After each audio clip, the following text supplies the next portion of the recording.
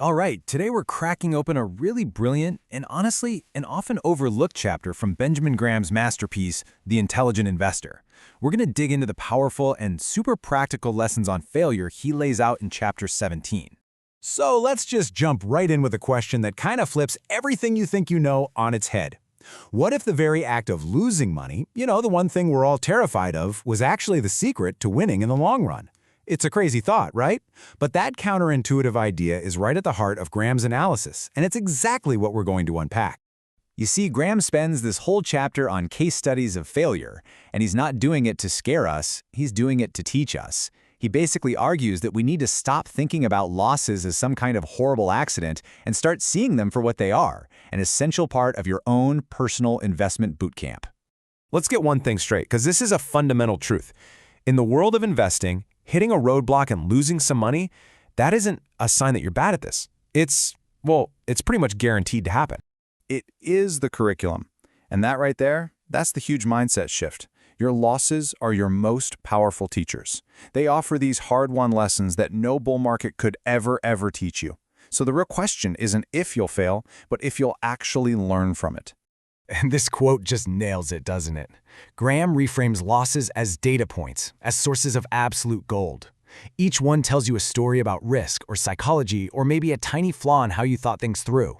Your job as an intelligent investor is to learn how to read those stories. Okay, so if losses are the curriculum, what's on the syllabus? Well, Graham's case studies show a few recurring themes of failure. You can think of them as the great traps of investing. Let's take a closer look at what those are. Based on his analysis, Graham points to these three culprits over and over and over again: being way too sure of yourself, borrowing too much money, and, gambling instead of investing. They might seem kind of obvious, but what's so fascinating is how these traps snare even the most experienced people out there. First up, we've got the confidence trap. Oh, this is that little voice in your head whispering, "This time it's different," or even more dangerous, "I'm different." It's that feeling that you've found the one in a million stock that just can't fail, completely ignoring the graveyards full of so-called sure things. Next is the leverage trap. Using borrowed money can feel like a superpower. It juices your gains for sure, but it also magnifies your losses, catastrophically. Graham shows how it's the one thing that can turn a small, recoverable mistake into a complete and total wipeout. You're not just betting on your investment, you're betting that the future will be stable enough for you to pay it all back. And that is a really risky bet. And finally, there's the speculation trap. This is what happens when you get obsessed with predicting which way a stock price will move instead of actually analyzing the value of the business underneath. It's the difference between investing in a company and just betting on a ticker symbol. One is a calculated business decision. The other, it's basically a trip to Vegas. So how in the world do we defend ourselves against these really powerful psychological traps? Graham gives us a simple but incredibly potent shield: a healthy, intelligent skepticism. Now, this isn't about being negative or cynical. It's about being a realist in a world that is just drowning in hype. And look, Graham does not pull any punches here.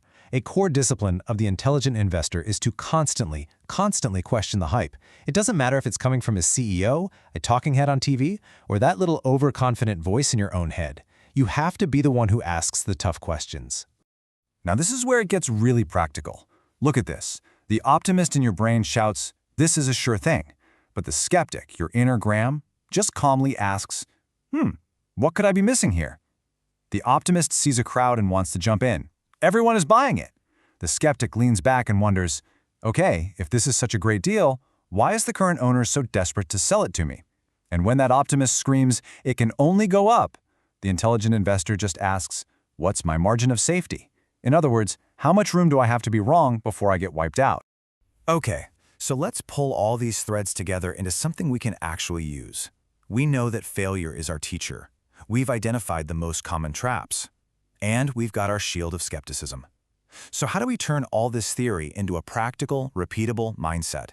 It really boils down to this three-step process. Step 1, you have to reframe your losses. Don't run from them, study them. Treat them like the tuition you pay to become a smarter investor. Step 2, actively hunt for these traps in your own thinking. Before you make any big move, ask yourself, am I being overconfident here? Am I using too much leverage? Is this real investing, or am I just speculating? And third, make skepticism a reflex. You need to be the one who always asks, What if I'm wrong? And then actually prepares for that possibility. So, as we wrap this up, I want to leave you with one last question to think about. Based on everything we've just covered, be totally honest with yourself. Which of these traps are you most vulnerable to?